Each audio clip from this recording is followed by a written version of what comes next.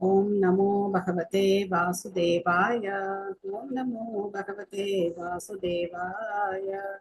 नारायणं नमस्कृत्य नरं चैव नरोत्तमं देवीं सरस्वतीं व्यासं ततो जयमुदीरयेत्।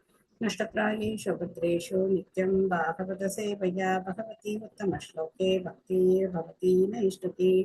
निगमकल्पतरोर्गलितं फलं सुखमुखादमृतद्रवसंयुतं पिबत भागवतं रसमालयं मुहुरहो रसिका भुवि भावुकाः। ॐ अज्ञानतिमिरान्धस्य ज्ञानाञ्जनशलाकया चक्षुरुन्मिलितं येन तस्मै श्रीगुरवे नमः।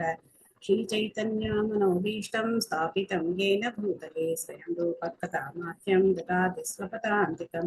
वन्देऽहं श्रीगुरो श्रीयुतापदकमलं श्रीगुरून् वैष्णवांश्च श्रीरूपं साग्रजातं सहगण रघुनाथान्वितं तं सजीवं साद्वैतं सावधूतं परिजनसहितं कृष्णचैतन्यदेवं श्रीराधा कृष्णपादान् सहगण ललिता श्रीविशाखान्वितांश्च। हे कृष्णा करुणा सिन्धो दीनबन्धो जगत्पते गोपेश गोपिका कान्त राधा कान्त नमोऽस्तुते। तप्त काञ्चन गौराङ्गी राधे वृन्दावनेश्वरी वृषभानुसुते देवी प्रणमामि हरिप्रिये। वाञ्छाकल्पतरुभ्यश्च कृपा सिन्धुभ्यैव च पतितानां पावनेभ्यो वैष्णवेभ्यो नमो नमः। नमो विष्णुपादाय कृष्णप्रेष्ठाय भूतले श्रीमते भक्तिवेदान्त स्वामिन्निति नामिने। नमस्ते सारस्वते देवे गौरवाणी प्रचारिणे निर्विशेष शून्यवादी पाश्चात्य देशतारिणे। जय श्री कृष्ण चैतन्य प्रभु नित्यानंद श्री अद्वैत गदाधर श्रीवासादि गौर भक्तवृंद। हरे कृष्णा कृष्ण कृष्ण हरे हरे हरे राम राम राम हरे हरे। मुखं करोति वाचालं पङ्गुं लङ्घयते गिरिं यत्कृपातमहं वन्दे श्रीगुरुं दीनधारिणं परमानन्दं माधवं श्रीचैतन्यमीश्वरम्। हरिः ओं तत्सत्। कृताञ्चन स्मृते यस्मिन् दुष्करं सुकरं भवेत् स्मरेतपरेतविषया श्रीचैतन्यं नमामितं। हरे கிருஷ்ணா. நேத்து பாகவதம் பார்த்ததுல என்ன பாயிண்ட்ஸ் ஞாபகம் இருக்கு சொல்லலாமா? ஹரே கிருஷ்ணா மாதாஜி. எஸ் மாதாஜி சொல்லுங்க. ஹரே கிருஷ்ணா சொன்னாங்க. ஹரே கிருஷ்ணா மாதாஜி. நமஸ்காரம் மாதாஜி. நமஸ்காரம் மாதாஜி. அந்த பூக்கள் வைகுண்டத்துல கூட அந்த பூக்கள்ல இருந்து வர வாசனை கூட ஒரு புலன் நுகர்ச்சி மாதிரி தான். அதுல கூட அங்க இருக்கிற தூய பக்தர்கள் இதாகிறது இல்ல, பகவானோட சேவையில தான் கவனம் இருக்கும் அப்படின்னு சொன்னீங்க மாதாஜி. நம்ம பார்த்தோம். தேங்க்யூ மாதாஜி. அதுக்கு எக்ஸாம்பிள் தேனி சொன்னீங்க மாதாஜி. தேனி எக்ஸாம்பிள் தேனியா? ஹரே கிருஷ்ணா மாதாஜி. மாதாஜி தேனியோட சத்தம் அடுத்து நீங்க சொன்னீங்க மாதாஜி. தேனியோட சத்தம் கேட்டா கூட மிச்ச பறவைகள் அந்த அதெல்லாம் அமைதியா இருக்கும். பகவான் ரெண்டுமே டூ டிஃபரெண்ட் பாயிண்ட்ஸ். இது ரெண்டு ஒண்ணுக்கு ஒண்ணு லிங்க் கிடையாது. ரெண்டுமே ரெண்டு தனித்தனியான பாயிண்ட்ஸ். ஒண்ணு என்ன, அந்த வைகுண்ட லோகத்துல இருக்கக்கூடிய அந்த மலர்களுடைய மனத்தை சுமந்து வரக்கூடிய அந்த மகரந்தத்தை சுமந்து வரக்கூடிய காற்றை கூட அவங்க என்ன பண்றதுல அனுபவிக்கிறது கிடையாது. அதை கூட அனுபவிக்காம அவங்க பகவானுடைய சேவையில இருக்காங்க. ஒரு பாயிண்ட். ரெண்டாவது பாயிண்ட் என்ன அப்படின்னா, எத்தனையோ விதமான பறவைகளுடைய அந்த குரல் அதெல்லாம் இனிமையா இருக்கு. ஆனாலும் அந்த தேனி வரும்போது மத்த எல்லாரும் என்ன பண்றாங்க, இந்த தேனியோடைய ரீங்காரத்தை பகவானை புகழ்ந்து சொல்லுது அப்படின்னு சொல்லி அதை கேட்கறதுல அவங்க ஆர்வமா இருக்கு. ரெண்டுமே two different points. Okay, thank you. அங்க இருக்க பறவை நிலம் அது கூட கிருஷ்ண உணர்வுல இருக்கு மாதாஜி. அது இன்னொரு டிஃபரெண்ட் பாயிண்ட் மாதாஜி. எண்ணற்றமான நறுமணமான மலர்கள் எத்தனை இருந்தாலும் பகவான் துளசிக்கே முதலிடம் கொடுக்கிறாருன்னு பார்த்தோம். Very good, very good. Thank you Mataji. Hare Krishna Mataji. Hare Krishna. அதிர்ஷ்ட தேவதைக்கு சஞ்சலான்னு பேரு. நிலை இல்லாதவங்க நம்ம பகவானோட சேர்த்து வழிபடணும், அப்படி வழிபடணும். ஹரே கிருஷ்ணா. Thank you, thank you. லட்சுமி தேவிக்கு வைக்க கூடாது அப்படி சொன்னீங்க. பகவானுக்கு மட்டும்தான் வைக்கணும். ராதாராணியோட கையில கொடுக்கலாம். அவங்க அது கிருஷ்ணனுக்கு ஆஃபர் பண்ணுவாங்க. கையில கொடுக்கலாம், பாதத்துல. சைத்தன்யர், நித்யானந்தர், அத்வைதர் 3 பேருக்கு தான் வைக்கணும். அந்த வாசாதி கௌரவ பக்தவர் அவங்க 2 பேருக்கும் வைக்க கூடாது அப்படின்னு சொன்னீங்க மாதாஜி. கதாதர் பண்டிட், ஸ்ரீவாஸ். சரியா? கௌரவ பக்த விருந்தானா நீங்க தான். சரியா? கௌரவருடைய எல்லா பக்தர்களும் கௌரவ பக்த விருந்தான்னு அர்த்தம். Thank you. Krishna Mataji. Yes Mataji. Flight வந்து வைரம், வைடூரியம், மரகதம் அதனால பண்ணிருப்பாங்க. கூட அழகான பெண்கள்லாம் இருந்தாலும் அவங்களோட கவனம் வந்து பகவான் சேவையில தான் இருக்கும். தேங்க்யூ மாதாஜி. ஹரே கிருஷ்ணா. மற்றவர்கள் சேவையை நாம் மதிக்க வேண்டும். Very good. நாம தான் பெரிய நம்ம நினைக்க கூடாது. Very good. துளசி தேவியை வழிபடுவதால் பக்தியில் முன்னேற்றம் உண்டாகும். தேங்க்யூ மாதாஜி. தேங்க்யூ. ஸ்ரீமத் பாகவதம் 3வது ஸ்கந்தம் 15வது அத்தியாயம் கடவுளின் பரலோக வர்ணனைகள். வைகுண்ட லோகத்துடைய வர்ணனைகளை பிரம்மா இன்னும் தொடர்ல, நாமளும் தொடர்ந்து வைகுண்ட லோகத்துக்கே போயிடுவோம். அங்க இருக்கிற விஷயங்களை நாமும் அனுபவிப்போம். பதம் 22. வாபிஷோ விக்ரம தட்டாஸ் அமலாம் ருதாப்சுகோ பிரேயாஷ்யான்வித நிஜவனே துளசிபீநீஷம் அப்யர்ச்சதி ஸ்வலகம் உன்னசம் ஈக்ஷ்யவக்ரம் உச்சேஷிதம் பகவதேதி அமதாங்கயச்ரீஹி. மொழிபெயர்ப்பு பொருளுரை வழங்கியவர் தேவத்ராச பக்திவேதாந்த சுவாமி ஸ்ரீல பிரபுபாத் கி ஜெய். மொழிபெயர்ப்பு. அதிர்ஷ்ட தேவதைகள் தங்கள் நந்தவனத்தில் உள்ள பவளத்தினால் ஆன கரைகளை உடைய தாமரை தடாகங்களின் கரைகளில் துளசி இலைகளை அர்ப்பணித்து பகவானை வழிபடுவர். இவ்வாறு பகவானை வழிபடும் பொழுது நீரினுள் அவர்கள் தங்களது நேரான நாசைகளை உடைய எழில் முகங்களின் நிழல்களை காண்பர். பகவான் முத்தமிடுவதனால் நாணி சிவக்கும் எழில் முகங்களைப் போல் அவர்களது அழகிய திருமுகங்கள் காட்சியளிக்கும். அப்போ அந்த தண்ணி, அங்க இருக்கிற சூழ்நிலைகள்லாம் எவ்வளவு தெளிவா இருக்கும், முகத்தை பார்க்கலாம் அப்படிங்கிற மாதிரி இருக்கும். அந்த மாதிரி எல்லாம் நம்ம பார்க்கிறோம். கரை வந்து பவழத்தினால ஆன கரைகள் அப்படின்னு பார்க்கிறோம். இந்த மாதிரி சகல ஐஸ்வர்யங்களும் அங்க வந்து இருக்கு. பகவான்டே வைகுண்ட லோகத்துல. விமலா தேவி மாதாஜி படிக்கிறீங்களா? ஹரே கிருஷ்ண மாதாஜி. ஸ்ரீல பிரபுபாதாக்கு ஜெய். பொதுவாக கணவனால் முத்தமிடப்படும் பெண்ணின் முகம் நாணி சிவந்து காண்பதற்கு மிக அழகாக இருக்கும். வைகுண்ட லோகத்தில் உள்ள அதிர்ஷ்ட தேவதை கற்பனைக்கும் எட்டாத மிக அழகுடையவளாக இருந்த போதிலும் பகவான் தம்மை முத்தமிடுவதனால் மேலும் தமது முக அழகு பெறாதா என்று காத்திருக்கின்றனர். தடாகத்தின் கண்ணாடி போன்ற தெளிந்த நீரில் துளசி இலைகளை கொண்டு பகவானை வழிபடும் பொழுது அதிர்ஷ்ட தேவதையின் எழில் முகம் அந்நீரில் நிழலாக காட்சியளிக்கிறது. ஹரே கிருஷ்ணா. நன்றி கிருஷ்ணா. பகவான் வந்து எல்லா விதமான அன்பு பரிமாற்றங்களையும் செய்யறார். அதைத்தான் நம்ம இந்த பௌதிக உலகத்துல திரிந்த பிரதிபலிப்புகளா நாம செய்யணும். என்ன விரஜந்தி அகபிதோ ரசானுவாத ஷண்வந்தி ஏ அன்ய விஷயா முகதாமதிக்னிகி யாஸ்து ஸ்ருதா ஹதபகை நிரூபித் ஆந்தசாராஸ் தாம்ஸ்தான் ஷிபந்தி அசரணேஷு தமக்ஷுஹந்த. துரதிருஷ்டசாலிகள் வைகுண்ட லோகத்தின் விளக்கங்களை பற்றி விவாதிக்காது ஒருவனது புத்தியை குழப்புவதும் கேட்பதற்கு தகுதியற்றதுமான விஷயங்களை பேசுவதில் ஈடுபட்டிருப்பது மிகவும் இறங்கத்தக்கதாகும். வைகுண்ட லோகம் போன்ற புனிதமான விஷயங்களை விடுத்து நடப்பு உலகை பற்றி பேசிக் கொண்டிருப்பவர்கள் அறியாண்மை என்னும் அந்தகாரத்தில் தூக்கி எறியப்படுவார்கள். நம்மளை சுத்தி என்ன நம்ம கேட்கிறோம், இந்த பௌதிக உலகத்தினுடைய விஷயங்களை தான் நம்ம வந்து திரும்ப திரும்ப திரும்ப திரும்ப கேட்கிறோம். இங்க என்ன சொல்லப்பட்டிருக்கு, அவங்க அந்த காலத்தில் தூக்கி எறியப்படுவார்கள். பகவானை பத்தி கேட்கணும். பாகவதம் எந்த அளவுக்கு படிக்கிறோமோ, பாகவதம் எந்த அளவுக்கு கேட்கிறோமோ அந்த அளவுக்கு நமக்கு பக்தி வளரும். எந்த அளவுக்கு நம்ம பாகவதத்தை விட்டுட்டு மற்ற கதைகள்ல பேசிட்டு இருக்கோமோ அந்த அளவுக்கு நாம இழிந்த நிலைக்கு தள்ளப்படுவோம். ஜி சாந்தி மாதாஜி படிக்கிறீங்களா? உங்க குரலை கேட்டே ரொம்ப நாள் ஆகுது. ஹரே கிருஷ்ணா மாதாஜி. படிக்கிறேன் மாதாஜி. ஹரே கிருஷ்ணா. மொழிபெயர்ப்பு பொருளுரை வழங்கிய தெய்வத்திரராச பக்தி வேதாந்த சுவாமி ஸ்ரீல பிரபுபாதுக்கு ஜெய். அதிக துரதிர்ஷ்டசாலிகள் யாரென்றால் ஆன்மீக உலகின் உன்னதமான பல்வகை வண்ண வேறுபாடுகளை உணர்ந்து கொள்ள முடியாத மாயாவாதிகளே என்று கூறலாம். அவர்கள் பௌதீக உலகின் எழிலை பற்றி பேசுவதற்கே அஞ்சுகின்றனர். காரணம், பல்வகை வண்ண வேறுபாடுகள் அனைத்தும் பௌதீகமானவை என்று அவர்கள் கருதுகின்றனர்.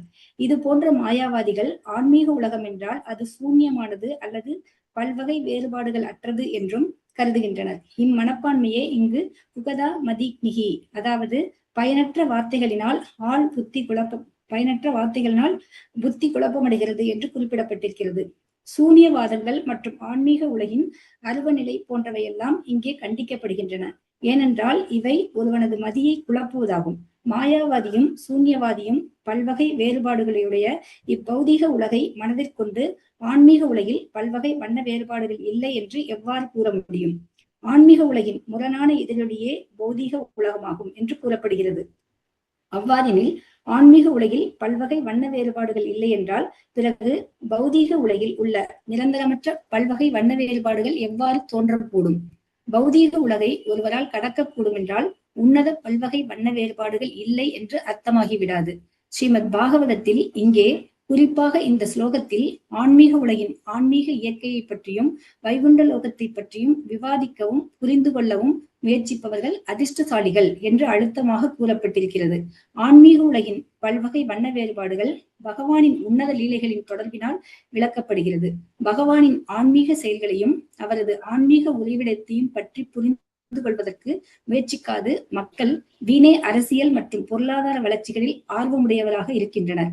அவர்கள் இவ்வுலக பிரச்சனைகளை தீர்ப்பதற்காக பெரிய மாநாடுகள், கூட்டங்கள், கருத்தரங்குகள் போன்றவற்றை நடத்துகின்றனர்.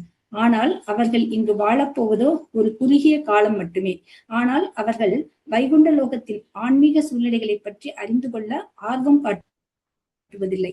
அவர்கள் அதிர்ஷ்டசாலிகளாக இருந்தால் வீடு பேறு பெற்று முழுமுதற் கடவுளை அடைவதற்குரிய ஆர்வமிக்கவர்களாக மாறுவார்கள். ஆன்மீக உலகை அவர்கள் புரிந்து கொள்ளவில்லை என்றால் அவர்கள் லௌகீக இருளில் தொடர்ந்து அழுகிக் கொண்டே இருப்பர். Hare Krishna Mataji. Thank you Mataji. Krishna, thank you Mataji. So இந்த பௌதிக உலகத்துல மொத்தமா எல்லாரும் இதைத்தான் பேசிட்டு இருக்காங்க. எந்த பக்கம் திரும்பினாலும் இந்த விஷயங்கள் தான் இல்லையா? எங்க பார்த்தாலும் இப்ப இருக்கிற சூழ்நிலை பார்த்தோம் அப்படின்னா அதை விட இது ரொம்ப மோசமான சூழ்நிலையா இருக்கு. மக்களுக்கு பாத்தீங்கன்னா பிரேக்கிங் நியூஸ் அப்படின்னு போட்டு நம்ம இதயத்தை என்ன பண்றாங்க, பிரேக் பண்ணிட்டே இருக்காங்க. ஸோ நம்ம அந்த பிரேக்கிங் எல்லாம் நம்ம பார்க்க வேண்டாம்.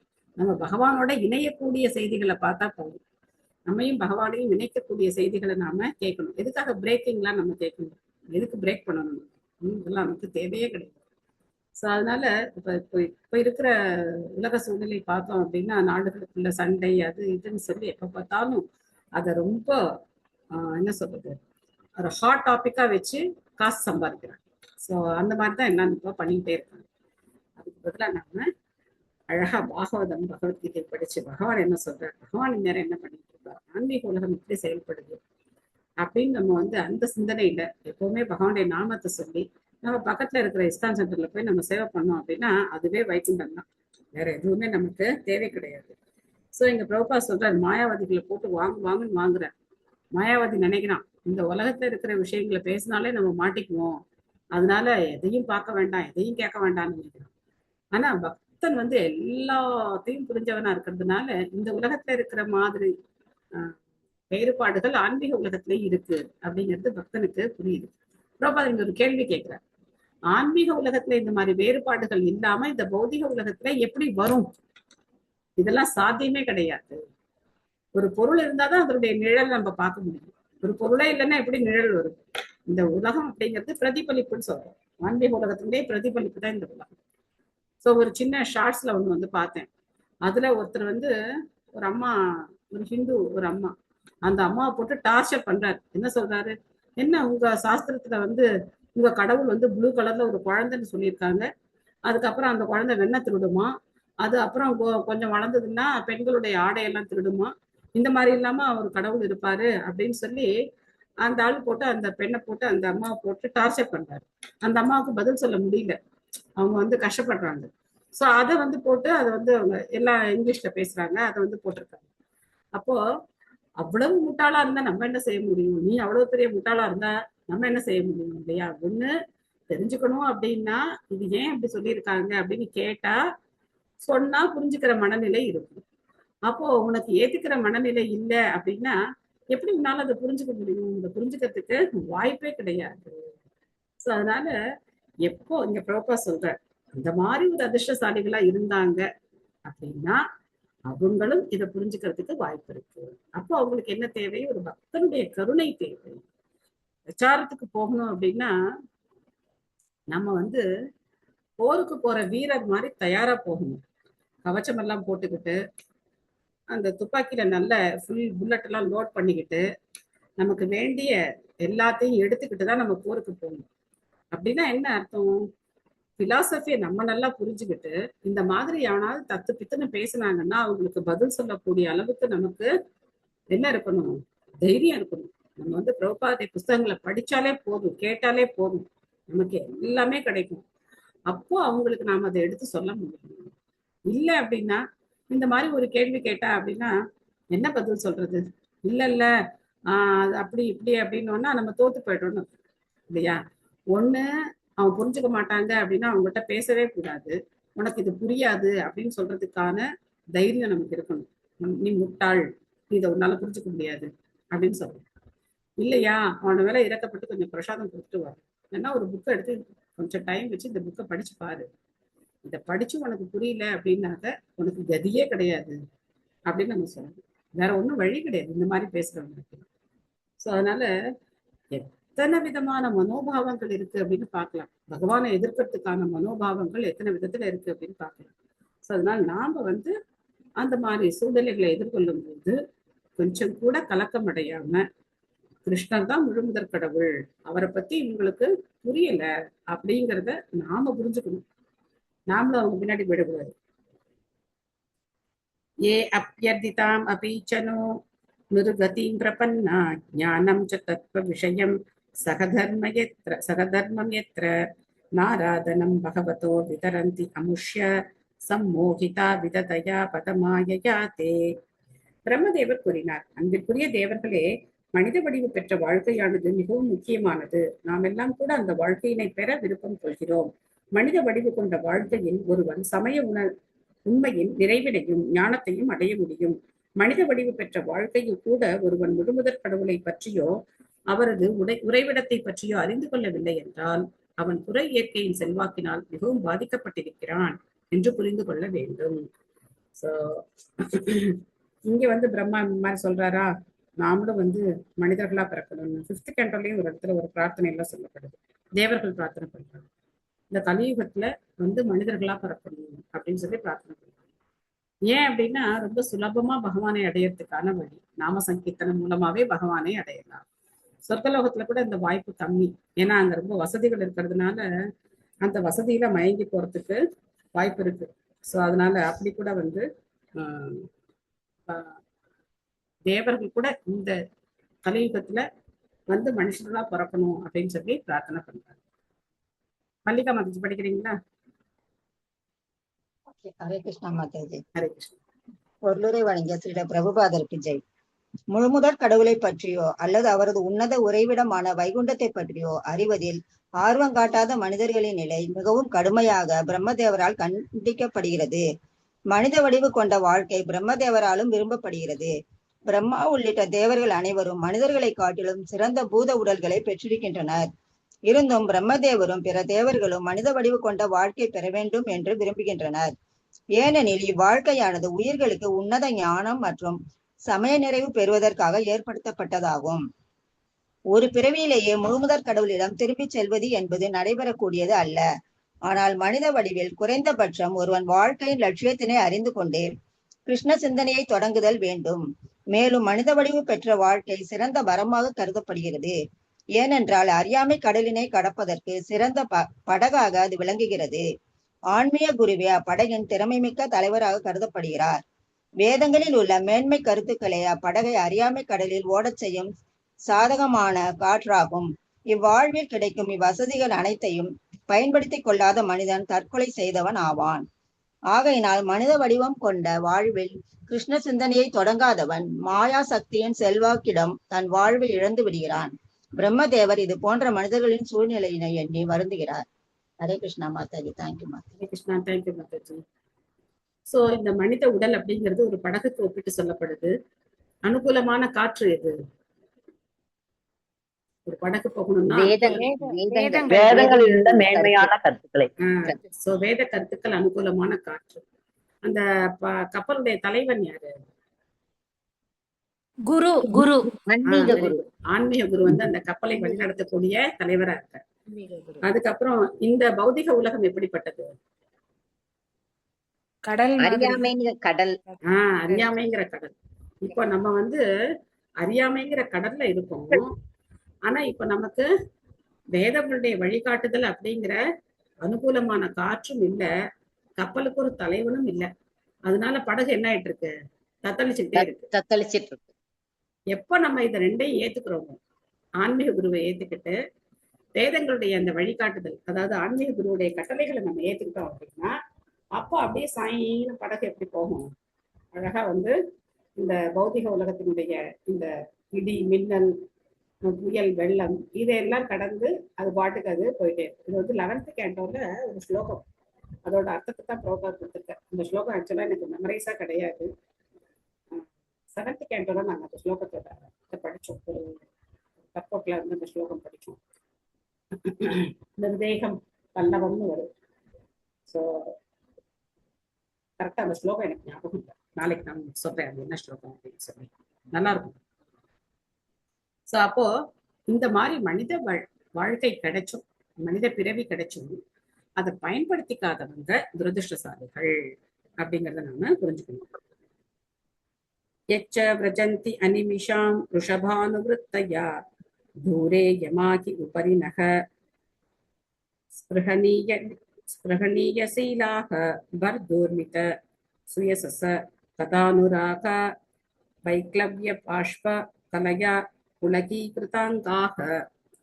பகவானின் பெருமைகளை கேட்கும் போது மெய் மறந்து பெருமூச்சு விட்டு உடல் புலகிதம் அடைந்து கண்ணீர் பெருக்கெடுப்பவர்கள் தியானங்களிலோ ஜபதபங்களிலோ அக்கறை இல்லாதவர்களாக இருந்த போதிலும் கூட அவர்கள் கடவுளின் பரலோகத்திற்கு செல்கின்ற உயர்வு பெறுகிறார்கள். பௌதிக பிரபஞ்சங்களுக்கு மேலே கடவுளின் உலகம் இருக்கிறது. இது பிரம்மதேவராலும் பிற தேவர்களாலும் விரும்பப்படுகிறது.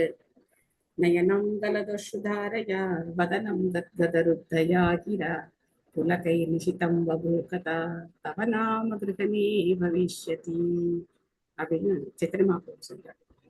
எங்க வருது நயனம் கலத சுதாரையா, எங்க வருது? நமக்கு வருதான்னு கேட்கணும்.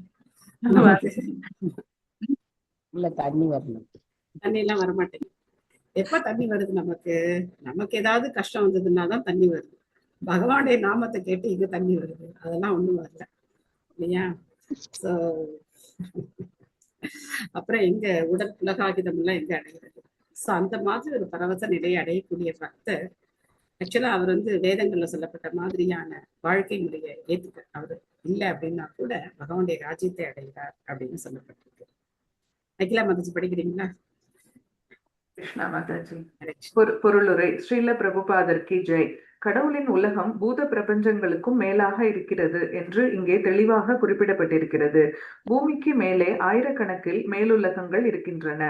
அதுபோல் ஆன்மீக வானில் லட்சக்கணக்கில் கோடிக்கணக்கில் ஆன்மீக உலகங்கள் உள்ளன. பிரம்மதேவர் இங்கே ஆன்மீக உலகம் தேவர்களின் ராஜ்யத்திற்கும் மேலே இருக்கிறது என்று குறிப்பிடுகிறார். இறைவனது பரலோகத்தினில் ஒருவன் நுழைய வேண்டும் என்றால் விரும்பத்தக்க நற்குணங்கள் அனைத்தும் உடையவனாக அவன் இருத்தல் வேண்டும்.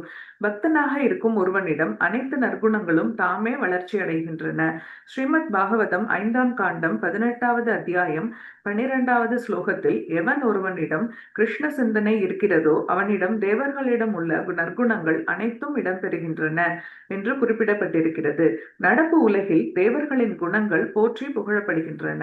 சாதாரணமாக இங்கு தாழ்ந்த நிலையில் உள்ள அல்லது அறியாமை மிக்கவர்களின் குணங்களை காட்டிலும் நேர்மை மிக்கவர்களின் குணங்கள் மிகவும் போற்றப்படுவதை நாம் அனுபவத்தில் பார்க்கிறோம். தேவலோகங்களில் உள்ள தேவர்களின் குணங்கள் பூலோகத்தில் உள்ள மனிதர்களின் குணங்களை விட உயர்ந்தவையே ஆகும். பிரம்மதேவர் இங்கே நற்குணங்களில் வளர்ச்சி அடைந்தவர்கள் மட்டுமே கடவுளின் பரலோகத்தினில் நுழைய முடியும் என்று உறுதி செய்கிறார். சைதன்ய சரிதாமிரதத்தில் பக்தனிடம் விரும்பப்படும் குணங்கள் 26 என்று விளக்கப்பட்டிருக்கிறது. அவை பின்வருமாறு: அவன் அன்புடையவனாகவும் எவரிடத்தும் சச்சரவு இல்லாதவனாகவும் கிருஷ்ண உணர்வே வாழ்வின் இறுதி லட்சியம் என்று ஏற்றுக்கொண்டவனாகவும் தனது நடத்தையில் குற்றம் குறை இல்லாதவனாகவும் பெருந்தன்மை மிக்கவனாகவும் அகத்திலும் புறத்திலும் எப்பொழுதும் மென்மையும் தூய்மையும் மிக்கவனாகவும் பௌதிக உலகில் எதையும் வைத்திருக்கும் உரிமையற்றவனாகவும் எல்லா உயிர்களின் நலம் விரும்பியாகவும் அமைதியும் கிருஷ்ணரை முற்றிலும் சரணடைந்த ஆத்மாவாகவும் பௌதீக ஆசைகள் அற்றவனாகவும் அடக்கமும் பணிவும் எப்பொழுதும் உறுதியாகவும் புலன்களின் செயல்களை வெற்றி கொண்டவனாகவும் ஆத்மாவையும் உடலையும் காப்பதற்கு தேவையான உணவை தவிர அதிகம் உண்ணாதவனாகவும் உலக பொருள்களை பெறுவதற்கு ஆசையற்றவனாகவும் அனைவரிடத்தும் மரியாதை உடையவனாகி தனக்கென்று மரியாதை எதனையும் எதிர்பார்க்காதவனாகவும் மிகுந்த அமைதியும் இரக்கமும் நட்பும் உடையவனாகவும் கவிஞனாகவும் அனைத்து செயல்களிலும் தேர்ந்தவனாகவும் புத்திக்கு பொருந்தாத ஒன்றில் மௌனம் உடையவனாகவும் இருத்தல் வேண்டும்.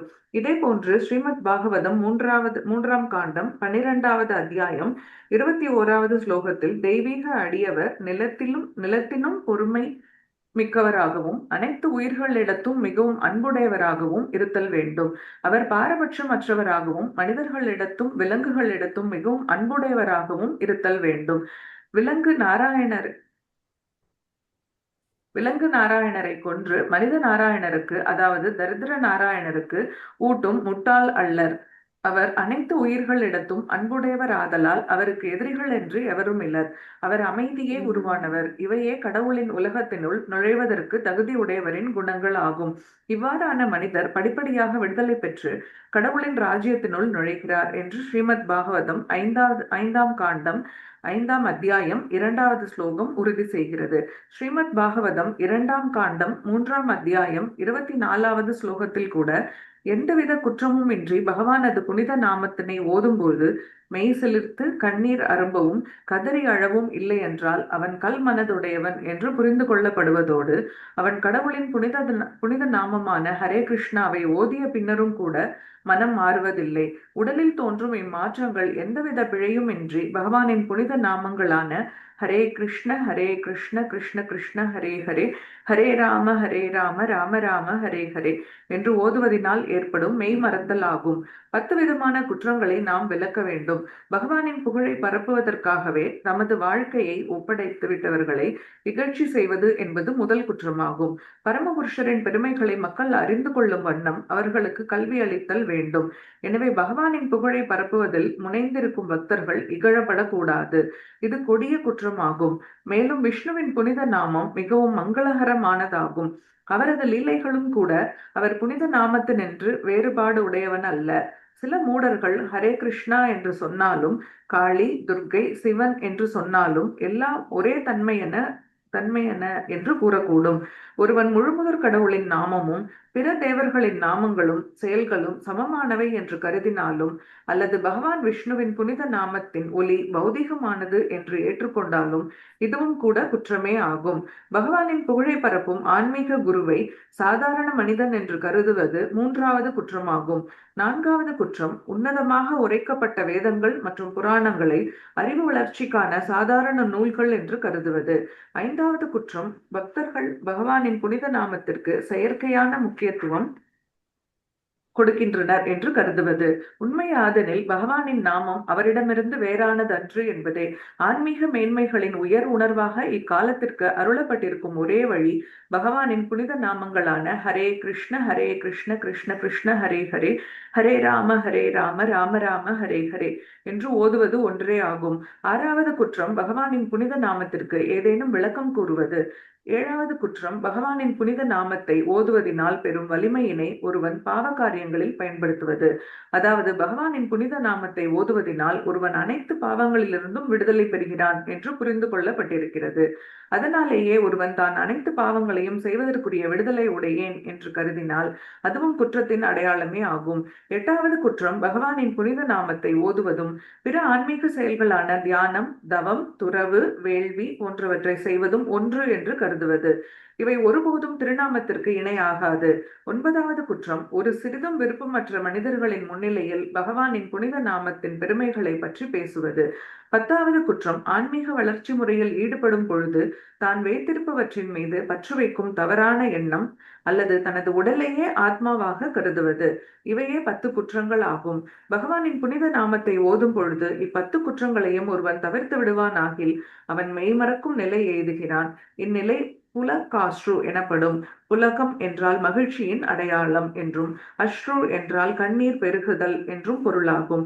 பகவானின் புனித நாமத்தை குற்றம் எதுவுமின்றி ஓதும் பொழுது ஒருவன் மகிழ்ச்சியினால் மெய் மறந்து கண்களில் நீர் அரும்பும் நிலை எய்துதல் வேண்டும். இஸ்லோகத்தில் பகவானின் பெருமைகளை ஓதும் பொழுது மெய் மறந்து கண்களில் கண்ணீர் சொரியும் அளவிற்கு உயர்ந்தவர்களே கடவுளின் ராஜ்யத்தினுள் நுழைவதற்கு தகுதி உடையவர்கள் என்று கூறப்பட்டிருக்கிறது. சைத்தன்ய சரிதாமிரதத்தில் ஹரே கிருஷ்ண என்று ஓதும் பொழுது ஒருவன் இந்த அடையாளங்களை பெறவில்லை என்றால் அதுவும் குற்றம்தான் என்று கூறப்பட்டிருக்கிறது. சைத்தன்ய சரிதாமிரதம் இதற்கு ஒரு எளிய வழி சொல்கிறது. அதன் ஆதி லீலை 8ஆம் அத்தியாயம் 31வது ஸ்லோகத்தில் ஒருவன் பகவான் சைத்தன்யரை சரண் புகுந்து பகவானின் புனித நாமமான ஹரே கிருஷ்ணா என்று ஓதினான் என்றால் அவன் இக்குற்றங்கள் அனைத்திலும் இருந்து விடுதலை பெறுகிறான் என்று கூறப்பட்டிருக்கிறது. ஹரே கிருஷ்ணா. தேங்க்யூ மாதாஜி. ஹரே கிருஷ்ணா. தேங்க்யூ மாதாஜி. அருமையான ஒரு பொருள் இல்லையா? சோ பகவத் பக்தர்கள் கிட்ட தேவர்களுக்குரிய எல்லா நற்குணங்களும் இருக்கு அப்படின்னு சாஸ்திரங்கள்ல சொல்லப்பட்டிருக்கு. குறிப்பா பாகவதத்துல எஸ்யாஸ்தி பக்திர் பகவதி அகிஞ்சனா சர்வைர் குணைஸ் தத்ர சமாசத்தே சுராக ஹராவ் அபக்தஸ்ய குதோ பகத் குணா மனோரதே நாசதி தாவதோ பகி அப்படின்னு சொல்லப்பட்டிருக்கு. ஸோ சில பேர் என்ன பண்ணுவாங்க அப்படின்னா, பக்தர்களுடைய சங்கத்துல இருந்துகிட்டு பக்தர்களை விட்டுட்டு மற்றவங்களை புகழ்ந்துகிட்டே இருப்பாங்க. அவர் எப்படி சம்பாதிக்கிறார் தெரியுமா, செம்ம எக்ஸ்பர்ட், அப்படி ஒரு மணி நேரத்துக்கு இவ்வளவு சம்பாதிப்பார் அப்படின்னு ஒரு குணத்தை புகழ்ந்து சொல்லுவாங்க. சில பேர் ஒரு பர்ஃபெக்டா எக்ஸசைஸ் எல்லாம் பண்ணி உடம்ப அப்படி ட்ரிம்மா வச்சிருக்காரு அப்படின்லாம் சொல்லி மற்ற பௌதீகவாதிகளுடைய குணங்களை புகழ்றதே முதல்ல நமக்கு தேவையில்லாத ஒரு விஷயம். பக்தர்களுக்கு நடுவுல பக்தர்களை பத்தி பகவானை பத்தி பேசுறது உத்தமம். எப்பவுமே பகவானுடைய புகழ், பக்தர்களுடைய புகழ். இந்த பக்தர் நல்லா ஜெபம் பண்ணுவார், இந்த பக்தர் நல்லா படிப்பார், இந்த பக்தர் நல்லா சேவை பண்ணுவார், இந்த பக்தர் எல்லாருக்கும் ஹரே கிருஷ்ணா சொல்லி கொடுப்பார். ஏதோ ஒரு நற்குணம் பக்தர்கள்ட்ட எல்லாருக்கிட்டையும் நற்குணம் இருக்கு. அந்த நற்குணங்களை நம்ம போற்றி புகழ்ந்து பக்தர்களை புகழ முதல்ல நம்ம கத்துக்கணும். பௌதிகவாதிகளை புகழ்றத முதல்ல நிறுத்தணும். சோ அப்போ பக்தர்கள் கிட்ட எல்லா நற்குணங்களும் இருக்குன்னு சொல்லப்பட்டிருக்கு அப்படின்னா நாம தான் அதை வளர்த்துக்கணும். இந்த நற்குணங்களும் நமக்குள்ள இருக்கு, அசுர குணங்களும் இருக்கு. நம்ம எதுக்கு தீனி போடுறோமோ அது வளருது. பக்தி பாதைக்கு நாம பகவானை திருப்திப்படுத்துறதுக்காக இந்த செயல்களை செய்யாம என்னுடைய பேருக்காகவும் புகழுக்காகவும் அப்படின்னு நினைச்சு நம்ம செய்தோம் அப்படின்னா அப்ப அசுரன் தான் வளர்ச்சி அடைவார். பக்தி அங்க வளராது. பேர் புகழ்லாம் பகவான் கொடுப்பார், எல்லாம் கொடுப்பார், பணம் கொடுப்பார், பேர் புகழ் கொடுப்பார், எல்லாம் கொடுப்பார். ஆனா பக்தி இருக்காது. சோ அதனால நம்ம ரொம்ப ஜாகிரதையா இருக்கும். நல்ல குணங்கள் பக்தர்கள்ட்ட இருக்கும் அப்படின்னு சொல்லியிருக்காங்க. பிரபாத பொருள் அந்த குணங்களை நாம் விருத்தி செய்து கொள்ள வேண்டும் அப்படின்னு சொல்றேன். சோ அந்த குணங்களை நாம விருத்தி செஞ்சுக்கணும். அதுக்காகத்தான் என்ன சொல்லப்பட்டிருக்கு, சைத்தன்ய சரிதாமிரதத்துல 26 குணங்கள் சொல்லப்பட்டிருக்கு. இது யாரும் நீங்க நம்ம குரூப்ல ஒருத்தவங்க இருக்காங்க, என்ன பார்த்து அடிக்கடி நீங்க தூய பக்தர்னு சொல்லிட்டே இருப்பாங்க. சோ இந்த 26 குணங்கள்ல ஏதாவது ஒரு குணம் இருக்கான்னு என்ன பண்ணணும்னா செக் பண்ணி பார்க்கணும், செல்ஃப் எவாலுவேஷன் பண்ணி பார்க்கணும். ஒரு குணம் கூட ஹரே கிருஷ்ணா மாதாஜி. படிக்கும் போதே ரொம்ப பயமா இருந்துச்சு, இது எதுவுமே இல்லையே, நம்ம எப்படி போவோம். செல்ஃப் எவாலுவேஷன் பண்ணி பார்த்துக்கணும் என்ன குணம். அட்லீஸ்ட் சாப்பிடுறதுலயாவது கண்ட்ரோல் இருக்குமா, உடலையும் ஆத்மாவையும் ஒன்னா வச்சுக்கிற அளவுக்கு சாப்பிட்டா போதும்னு சொல்லப்பட்டிருக்கு. அதுலயாவது ஒரு கண்ட்ரோல் இருக்கான்னா அதுவும் கிடையாது. நல்லா இருக்கு, ரொம்ப பிடிச்சது அப்படின்னா என்ன பண்றோம், நம்ம அதிகமா தான் சாப்பிடணும் இல்லையா? சோ அந்த மாதிரி இந்த 26 குணங்கள்ல இந்த 26 குணங்களை நம்ம வளர்த்துக்கிறதுக்கு நாம என்ன செய்யணும், முயற்சி பண்ணணும். இதுதான் பக்தி. பக்தின்னா என்ன, ஹரே கிருஷ்ண மகாமந்திரம் சொல்ல சொல்ல சொல்ல நம்மளுடைய அந்த பழைய அந்த குணங்கள் எல்லாம் போய் நாம தெய்வீக குணங்களை நாம விருத்தி செய்துக்கணும். அதனால இதெல்லாம் இவ்வளவு டீட்டெயிலா சொல்லப்பட்டது. இல்லைன்னா சகஜியர்கள் மாதிரி ஆயிடும். எதுக்காக பிரபுபாத் இந்த பர்போட்டை இவ்வளவு பெருசா கொடுத்திருக்காரு, நம்ம பண்ணலாம்.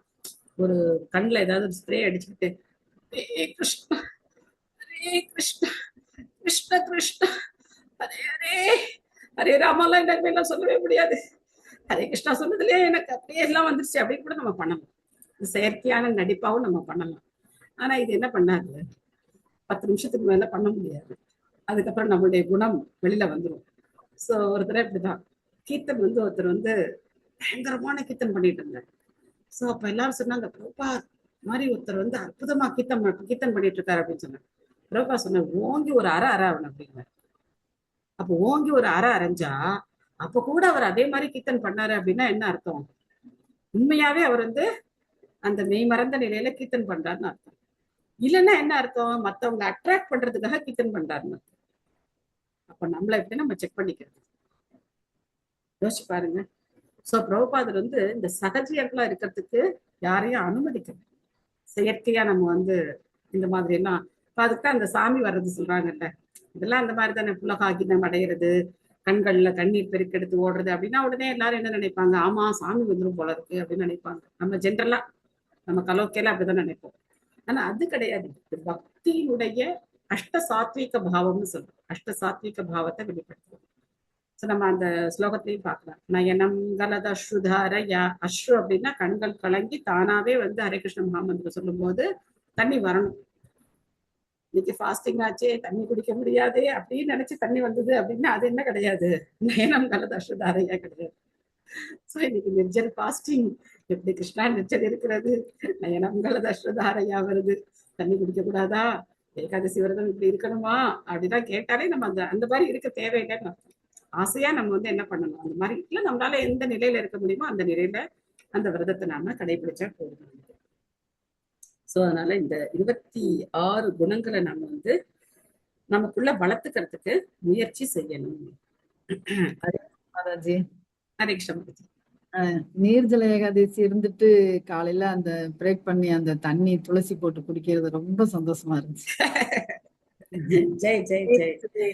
நீரின் சுவை நானேன்னு சொல்றாரு கிருஷ்ணர். அப்ப அதை தெரியும் நமக்கு இல்ல, அன்னைக்கு தெரியும். டேஸ்ட் அப்படியே கொஞ்சம் கொஞ்சமா அது குடிக்கும் போது அவ்வளவு ஒரு சந்தோஷமா இருந்தது.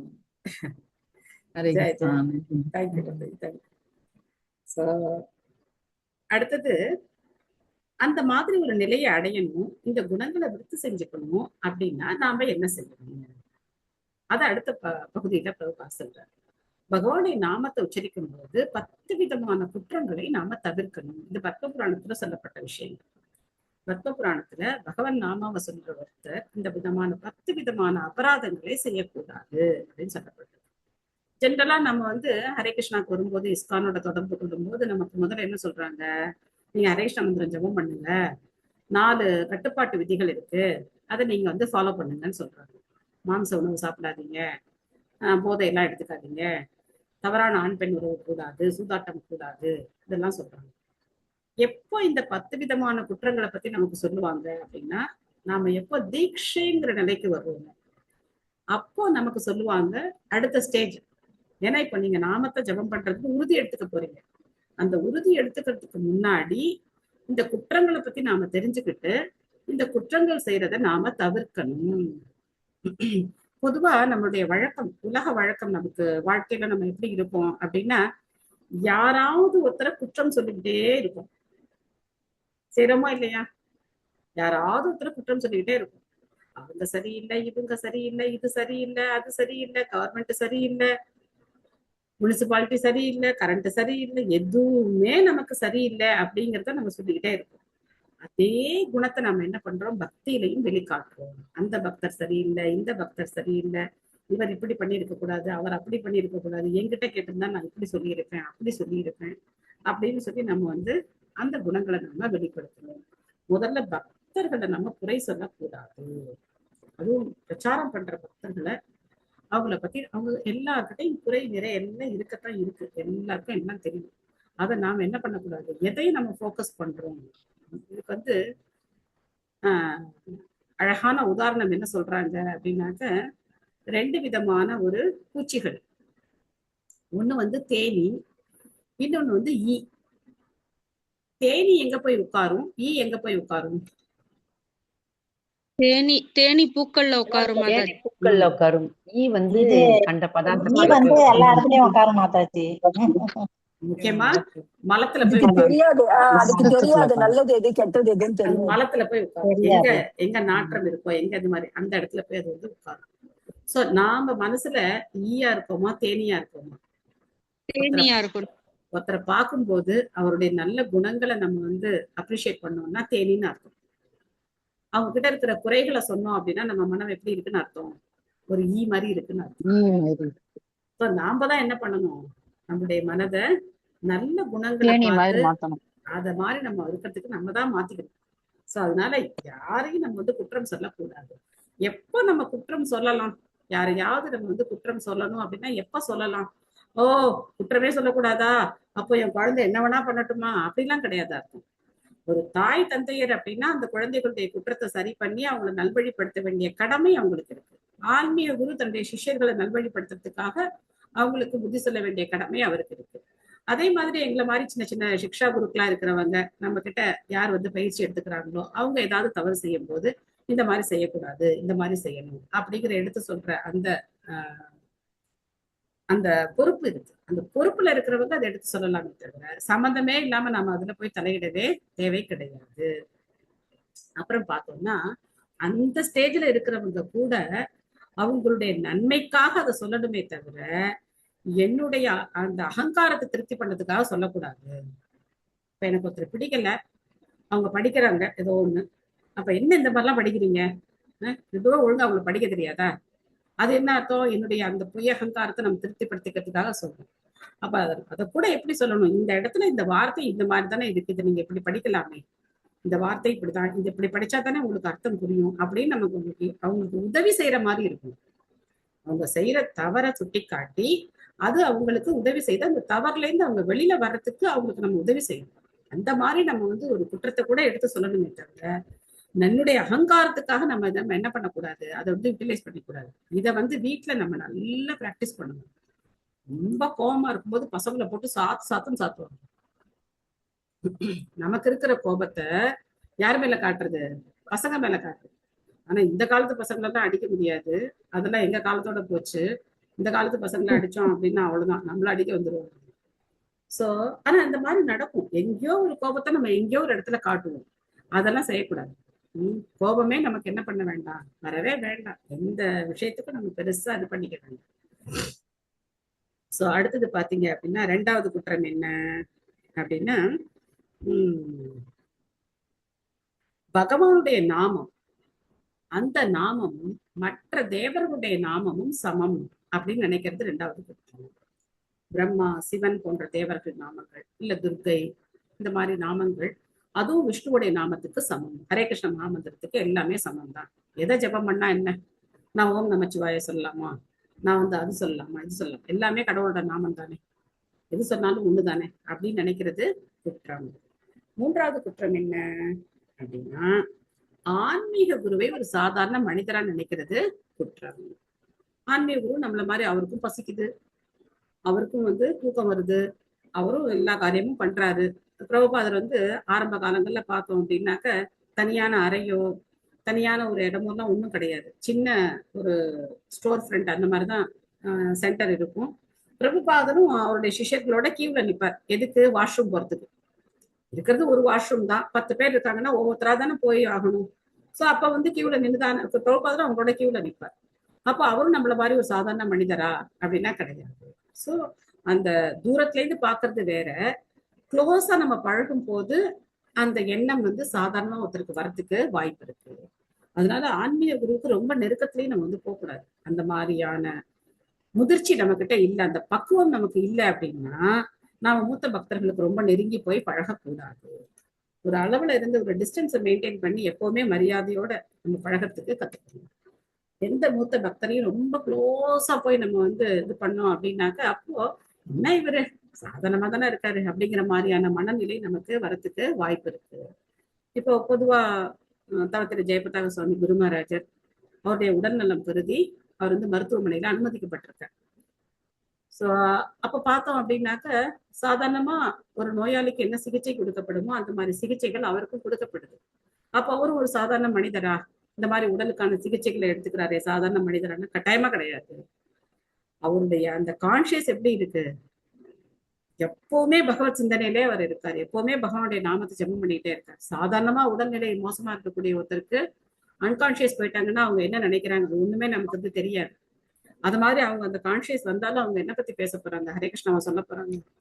சோ எப்பவுமே ஆன்மீக குரு அப்படிங்கிறவர் ஒரு சாதாரண நபர் கிடையாது.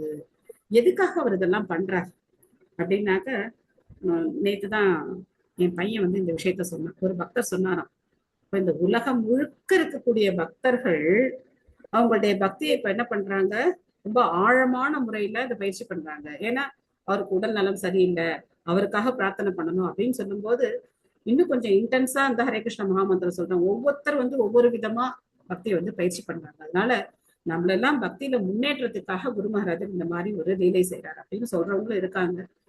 எது எப்படியோ ஆன்மீக குருவை நம்ம வந்து ஒரு சாதாரண நபரா நினைக்கவே கூடாது. இது வந்து மிகப்பெரிய ஒரு குற்றம். அதே மாதிரி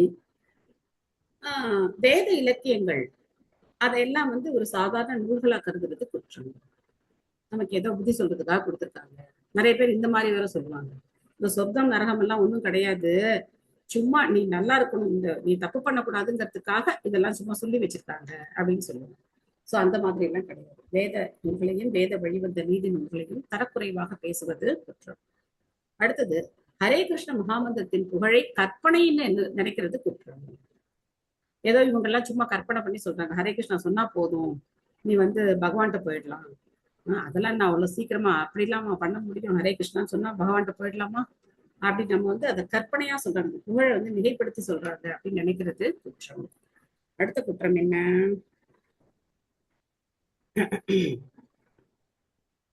அடுத்தது பகவானுடைய நாமத்துக்கு ஜடமான விளக்கம் கொடுக்கறது குற்றம்.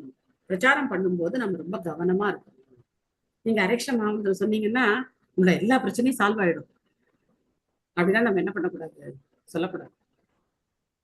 ஹரே கிருஷ்ண மகாமந்திரம் சொல்லுங்க, மனசுல உங்களுக்கு சந்தோஷம், நிம்மதி, மகிழ்ச்சி, நீங்க தேடுற ஆனந்தம் எல்லாம் கிடைக்கும்.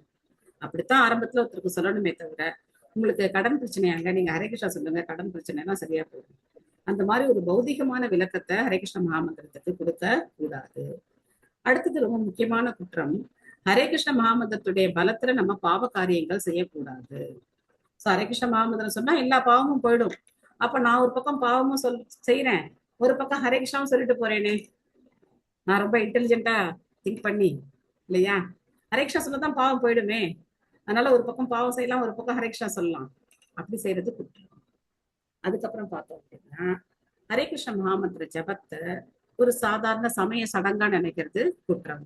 வெள்ளிக்கிழமையா இந்த கோயிலுக்கு போகணும், சனிக்கிழமையா அதை பண்ணணும், திங்கக்கிழமையா இதை பண்ணணும், அது மாதிரி ஹரே கிருஷ்ண மகாமந்திரமும் ஏதோ ஒரு சடங்கு அப்படின்னு நினைக்கிறது குற்றம். 10வது குற்றம் என்ன, அடுத்து 9வது குற்றம் இருக்கு. 9வது குற்றம், நம்பிக்கை இல்லாதவங்கள்ட்ட பகவானுடைய நாமத்தினுடைய பெருமைகளை சொல்லக்கூடாது. நாமத்தை சொல்லி சொல்லலாம், ஆனா நாமத்தினுடைய பெருமையை சொல்லக்கூடாது. ஹரே கிருஷ்ண மகாமந்திரத்தினுடைய பெருமைகள் சாஸ்திரங்கள்ல அளவிட முடியாத அளவுக்கு சொல்லப்பட்டிருக்கு. ஒரு உதாரணத்துக்கு பார்த்தோம்னா அஸ்வமேத யாகத்தினுடைய பலனை விட ஹரே கிருஷ்ண மகாமந்திரம் சொல்றதுடைய பலன் வந்து அதிகமா சொல்லப்பட்டிருக்கு. அதை போய் நம்பிக்கை இல்லாதவங்கள்ட்ட சொன்னா அவங்களால அதை ஏத்துக்க முடியாது. சோ நம்பிக்கை இல்லாதவங்கள்ட்ட மந்திரத்தை சொல்லி சொல்லலாம், அவங்க காதுபட ஹரே கிருஷ்ண மகாமந்திர கீர்த்தனை பாடலாம், ஆனா அவங்கள்ட்ட நாமத்தினுடைய பெருமைகளை சொல்ல கூடாது.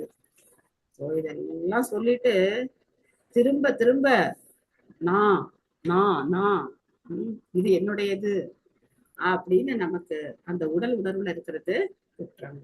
ஆக ஒருத்தர் இந்த 10 குற்றத்தை தவிர்த்தாங்க அப்படின்னு சொன்னாங்க, கண்டிப்பா அவங்க இந்த நயனம் கலத சுதாரையா அந்த நிலைக்கு வர முடியும். இந்த குற்றங்கள்ல ரொம்ப முக்கியமான குற்றம் 2 குற்றம். ஒண்ணு என்னன்னா ஃபர்ஸ்ட் குற்றம், கடைசி குற்றம். இந்த 2 குற்றமும் செய்யறதுனாலதான் பக்தியில முன்னேற்றம் அடையாம இருக்கும். எல்லாரும் இந்த 2 குற்றங்கள், எல்லாரும் கிடையாது, அட்லீஸ்ட் நான் மாட்டிக்கிறதுனால என்ன செய்யணும், பக்தியில முன்னேற்றம் அடையாம இருக்கும். அதனால இந்த முதல் குற்றத்தையும் 10வது குற்றத்தையும் தவிர்த்தாலே போதுமானது. மற்ற குற்றங்கள் எல்லாம் தானாவே வந்து சரியாயிடும். சரி, இந்த மாதிரி ஒரு குற்றம் செய்யறோமே, அடுத்தது குற்றம் செஞ்சுட்டோம், இப்ப என்ன பண்றது அப்படின்னா சைத்தன்ய மகாபிரபுடைய பாதங்கள்ல சரணடையணும்.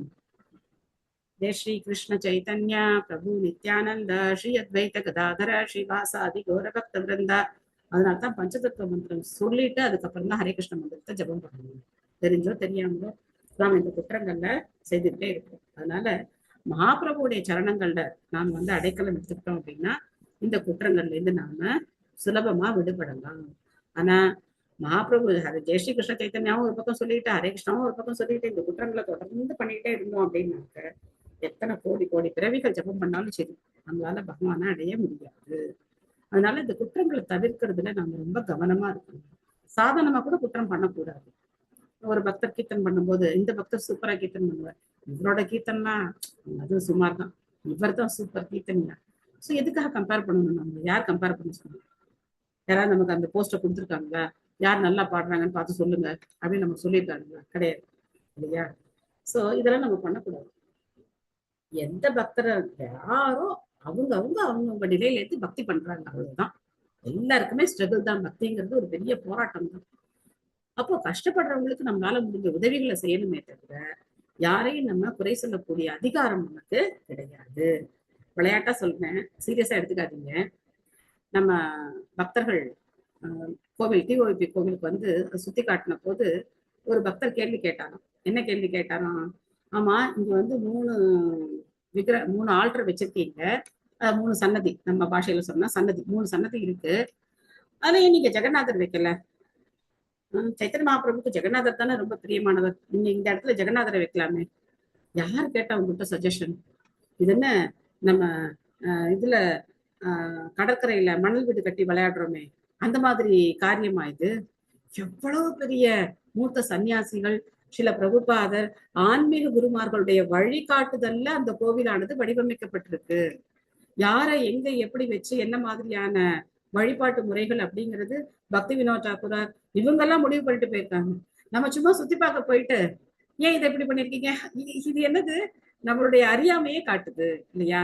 எங்க போய் நம்ம என்ன பேசணும், எப்படி எந்த இடத்துல நம்ம என்ன மாதிரி பேசணும், எப்படி நடந்துக்கணும், அடிப்படையான விதிகள் கூட நம்ம தெரியாம இருக்கும்.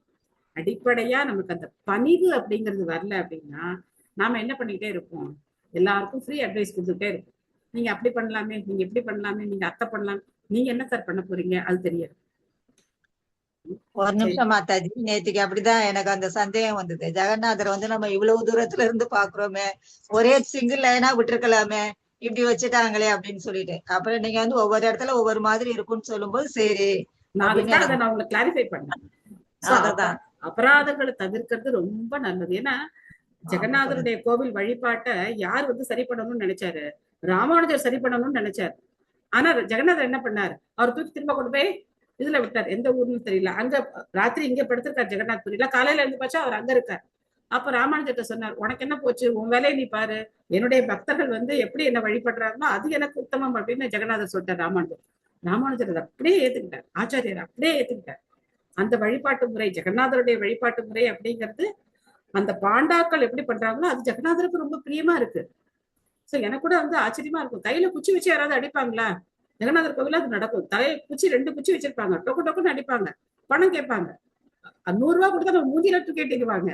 100 ரூபாய்லாம் யாரு வாங்குவா? அப்போ 500, 2000, 1000, 2000 கூட அப்படின்னு கேட்பாங்க. முடிஞ்சா கொடுக்கணும், முடியலன்னா அடி வாங்கிட்டு வந்துட்டே இருக்கணும், அவ்வளவுதான். ஜெய் ஜெகநாத் ஜெய் ஜெகநாத் சொல்லிட்டு வந்துட்டே இருக்கணும், அவ்வளவுதான். சோ அந்த இடத்துல போய் என்ன இப்படி பண்றாங்க அப்படி பண்றாங்க அப்படின்னு சொல்றது வந்து தேவையில்லாத ஒரு விஷயம். அதனாலதான் நான் உங்களுக்கு உடனே அதை வந்து ஒரு ஸ்மூத்தா கிளாரிஃபை பண்ணி விட்டேன். சோ அப்ப நேத்தே இந்த லீலையை சொல்லணும்னு நினைச்சேன், ராமானுஜருடைய லீலையை சொல்லணும்னு நினைச்சேன். ரொம்ப ஹெவியா போயிடும் அப்படிங்கிறதுனால நான் சொல்லல. ஆனா இன்னைக்கு நீங்க அதை ரியலைஸ் பண்ணிட்டது எனக்கு ரொம்ப சந்தோஷமா இருக்கு. எனக்கு உடனே அதான் வந்தது. நம்ம ஆனாலும் சஜஷன் சொல்லிடுவோம், ஆனா அது அப்படிதான் அந்தந்த இடத்துல அப்படி இருக்கும்னு சொல்லி நீங்க சொன்னது எனக்கு இப்ப டக்குன்னு புரிஞ்சது. ஓ, அதுதான் சொன்னாங்க. தேங்க்யூ. ஹரே கிருஷ்ணா. நீங்க அதை ரியலைஸ் பண்ணது ரொம்ப ஆச்சரியமாவும் இருக்கு, அதை நீங்க புரிஞ்சுக்கிட்டது எனக்கு ரொம்ப சந்தோஷமாவும் இருக்கு. சோ அதனால பகவானை தான் நம்ம தரிசனம் பண்ண போறோம். தோஷ தரிசனம் பண்றதுக்கு நாம போகல, அங்க என்ன குறை இருக்குன்னு பார்க்க நம்ம போகல. பகவானை தரிசனம் பண்ண போறோம். நம்ம ஊனக்கண்ணால பகவானை பார்த்து நம்ம என்ன செய்ய போறோம்? நம்மளால என்ன பார்க்க முடியும்? அவரை அப்படியே பார்த்தா கூட நம்மளால அவரை பார்க்க முடியுமா? பார்க்கலாம் முடியாது. அவர் நம்மளை பாக்குற மாதிரி நம்ம நடந்துக்கிட்டோம் அப்படின்னா அது வந்து வாழ்க்கைய வெற்றிகரமா மாற்றணும். பகவான் நம்மளை பாக்குற மாதிரி நம்ம வந்து எப்ப நடந்துக்கிறோமோ, அவருக்கு ஹிதமா அவருக்கு பிரியமா நம்ம எப்ப நடந்துக்கிறோமோ அதுதான் உண்மையான பார்வை. ஜெகநாத சுவாமி நயன பதகாமி பவாத்துமேன்னு பாடணும்.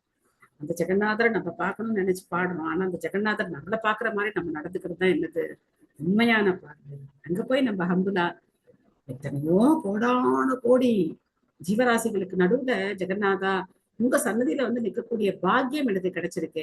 இந்த கூட்டத்துல நெருக்கம் இவங்கெல்லாம் போட்டு தள்ளுறது, இதெல்லாம் எனக்கு கஷ்டமா இருந்தாலும் நான் எத்தனையோ ஜென்மங்களா நரகத்துல பட வேண்டிய வேதனைகள் அதெல்லாம் இங்க என்ன ஆயிடுச்சு, குறைஞ்சிருச்சு. உங்க சன்னதியில வந்து இந்த கஷ்டத்தை நான் அனுபவிக்கிறதுனால எனக்கு அதெல்லாம் குறைஞ்சிருச்சு. அந்த மாதிரி நம்ம வந்து ஒவ்வொரு க்ஷணமும் பக்தியில வந்து எந்த உடல் ரீதியான கஷ்டங்களை நம்ம எப்ப பொறுத்துக்கிறோமோ அதுதான் உண்மையான பகவானுடைய பக்திக்கு வழி காட்டுறது. அதுதான் நமக்கு உண்மையா வந்து வழி. ஏன்னா நம்ம அனுபவிக்க வேண்டிய நம்ம செய்த பாவங்களுக்கு நம்ம அனுபவிக்க வேண்டிய தண்டனைகள் ஏராளமா இருக்கு. அதெல்லாம் பக்தியில நமக்கு பகவான் எப்படி கொடுக்குறாரு, இந்த மாதிரி கொஞ்சம் கீழே 1 மணி நேரம் நிக்கிறது, பிரசாதம் 1 மணி நேரம் லேட் ஆகுறது, கொஞ்சம் கூட்டத்துல தள்ளுறது, இதெல்லாம் நடக்குது.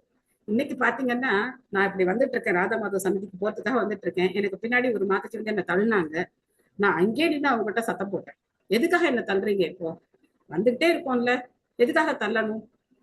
சோ என்ன ஆகுது, அந்த ஈகோ ஹர்ட் ஆகுது. ஏன் என்ன தள்ளுறாங்க அப்படிங்கிற அந்த ஈகோ. அழகா கிளாஸ்ல இதெல்லாம் என்ன பண்ணலாம், ரொம்ப விளக்கமா அப்படி என்னவோ தூய பக்தர் மாதிரி பேசலாம். ஆனா நடைமுறை வாழ்க்கையில என்ன பண்றோம், நிதாய் சேவனி மாதிரி சொல்லியிருந்தாங்க, how much knowledge you gain, அது வந்து விஷயம் இல்ல, how you are living by that knowledge, அதான் ரொம்ப முக்கியம். சோ அப்பதான் நான் நினைச்சுக்கிட்டேன், எதுக்காக இப்போ நம்ம கொஞ்ச நேரத்துல ராதா மாதவ பார்க்க போறோம், கோவிந்த மாதி புருஷம் பாட போறோம், அப்படி எடுத்துக்கலாம்ல. அவங்க பகவானை பாக்குற ஆர்வத்துல என்ன தள்ளிட்டு போறாங்க, அப்படி எடுத்துக்கலாம்ல. அது மாதிரி முடியல. அப்ப அவங்ககிட்ட கொஞ்ச நேரம் நின்று ஆர்கியூ பண்றேன், எதுக்காக தள்ளின என்ன அப்படின்னு சொல்லி ஆர்கியூ பண்றேன். உடனே அந்த செக்யூரிட்டி என்ன பண்ணாங்க, அவங்கள வந்து அலோவ் பண்ணவே இல்லை, நீ பின்னாடி போ அப்படின்னு சொல்லிட்டாங்க. நான் போய் அங்க போய் நின்னுட்டேன். என்ன பகவான் முன்னாடி போய் நின்று பார்த்தா என்ன அவர் ஏத்துப்பாரா? அவருடைய ஒரு பக்தர் அவரை பார்க்கணும்னு ஆசையா வரும்போது அவரை தடுத்துட்டு நான் போய் நின்று அவர் என்ன ஏத்துப்பாரா? கண்டிப்பா ஏத்துக்க மாட்டார் பகவான். ஆனா என்ன பண்றோம், அந்த ஈகோ அதை வந்து அந்த மாதிரி செயல்படுது. அந்த நேரத்துல நம்ம அந்த மாதிரி செஞ்சிடும். அதனால பேசுறது வேற, நடைமுறையில நாம நடந்துக்கிறது வேற. இது ரெண்டையும் நம்ம எப்பவுமே மேட்ச் பண்ணி பார்த்துட்டே இருக்கணும். அதனால்தான் பிரச்சாரம் அப்படிங்கிறது நாம திருந்தறதுக்காக தான். முதல்ல நாம சரியாகிறதுக்கு தான். பிரபுபாதை பொருளுரை படிக்க படிக்க படிக்க மனசுக்குள்ள என்ன வருது, ஆஹா நீ இந்த தப்பெல்லாம் செய்யற, இந்த தப்பெல்லாம் செய்யற அப்படிங்கிறது மனசுக்குள்ள வந்துட்டே இருக்கு. சோ அதனால இது நம்மள தூய்மைப்படுத்துறதுக்காக. மங்களாரத்தி பார்த்தாங்க மாதாஜி, இவ்வளவு பிரம்மாண்டமான ஒரு கோயில்ல மாதாஜி சர்வீஸ் பண்றாங்களே அப்படின்னு ரொம்ப பெருமிதமா இருந்துச்சு மாதாஜி உங்களை நினைச்சு. அப்படி பெருமைப்பட்டுக்க வேண்டாம், பகவானை நினைச்சு பெருமைப்படுங்க. இந்த மாதிரி அல்பத்துக்கெல்லாம் சர்வீஸ் கொடுத்திருக்காரு அப்படின்னு சொல்லி நாம தான் வந்து இல்லைங்க மாதாஜி, ஒரு இடத்துல நம்மளையும் ஒரு சேவகனா பகவான் ஏத்துட்டு இருக்காருங்கிறது ரொம்ப சந்தோஷமா. சந்தோஷம் தான், உண்மையில அது சந்தோஷம் தான். எந்த தகுதியும் இல்லாத ஒருத்தருக்கு தகுதியை கொடுத்து பகவான் வந்து அந்த சேவையை வந்து நம்ம மூலமா வாங்கிக்கிறார். நாம நினைக்கிறோம் நம்ம ஏதோ அவருக்கு சேவை பண்றோம் அப்படின்னு, அது மாதிரிலாம் கிடையாது. இல்லைன்னா எங்கேயாவது போய் எந்த மூலையில எங்கேயும் அலைஞ்சிட்டு இருப்போனோ தெரியாது. ஆனா பகவான் வந்து இங்க கொண்டு வச்சு அவருடைய நம்மளுடைய அந்த சின்ன சேவையை வந்து அவர் வந்து வாங்கிக்கிறார். அந்த ஞானம், அந்த உடல் வலிமை எல்லாத்தையும் அவர் தான் கொடுக்குறார். ஹரே கிருஷ்ணா மாதாஜி. காலையில பிரபு இவர் காமிச்சாரு மாதாஜி, பாலபத்ர பிரபு மாயாப்பூர் காமிச்சாரு. அவ்வளவு நல்லா இருந்தது மாதாஜி, அவ்வளவு பெரிய இதுவா மாதாஜி இஸ்கான்னு காத்த. நீங்க அப்புறம் நீங்க சொல்லும் போதுதான் நினைச்சேன், அப்போ இதை விட இதுவே எப்படின்னா அப்ப ஆன்மீகம் எப்படி இருக்கும் அப்படின்னு நினைச்சுக்கிட்டேன் மாதாஜி. நீங்க இன்னைக்கு சொல்லும் போது இதுவே இப்படி நான் அது எப்படி இருக்கும் மாதாஜி, நினைக்கவே பயமா இருக்குல்ல மாதாஜி? பயப்பெல்லாம் பட வேண்டாம். ஆன்மீக உலகம் வந்து மாயாப்பூர் வந்து ஆன்மீக உலகம் தான், இது பௌதிகமான இடம் கிடையாது. அதே மாதிரி விருந்தாவனம், ஜெகநாத்புரி எல்லாமே வந்து ஆன்மீகமான உலகங்கள் தான். ஹரே கிருஷ்ணா. ஹரே கிருஷ்ணா. அதனால அவர் வந்து பாலபத்ர பிரபு பேசுறச்ச மாயாப்பூர்ல வந்து பார்த்தனாக்கா அங்கதான் வைகுண்டமே இருக்கு அப்படின்னு சொல்றேன். வைகுண்டம் வந்து நம்ம மாயாப்பூர்ல வந்தாக்கா நல்லா ரியலைஸ் பண்ணலாம், அது வந்து வைகுண்டம் தானாரா. அப்ப எனக்கு நான் நினைச்சுக்கிட்டேன், அப்பா மாயாப்பூர்ல இருக்கிறவெல்லாம் எத்தனை பாகியவான்கள் அப்படின்னு நினைச்சுக்கிட்டேன். சரி பார்க்கலாம் பகவான் நமக்கு என்ன எப்படி நமக்கு வழி வகுக்கிறார் பார்க்கலான்னு ஒரு ஏக்கமா இருந்தது எனக்கு. எல்லாரும் என்ன பண்ணணும் அப்படின்னா பிரார்த்தனை தான். நாம வந்து பகவானை தரிசனம் பண்ணணும் அப்படிங்கறது நம்ம பிரார்த்தனை பண்ணோம் அப்படின்னா கண்டிப்பா பகவான் வந்து அந்த பிரார்த்தனையே நிறைவேற்றுவார். ஆமா, அவரை சொன்னார் அப்படி மாயாப்பூர்ல அந்த வந்து வைகுண்டமே அங்கதான் இருக்கு அப்படின்னு. கண்டிப்பா அது எனக்கு ரொம்ப இதா இருந்தது. ஹரே கிருஷ்ணா. கார் கூட காமிச்சாங்க மாதாஜி.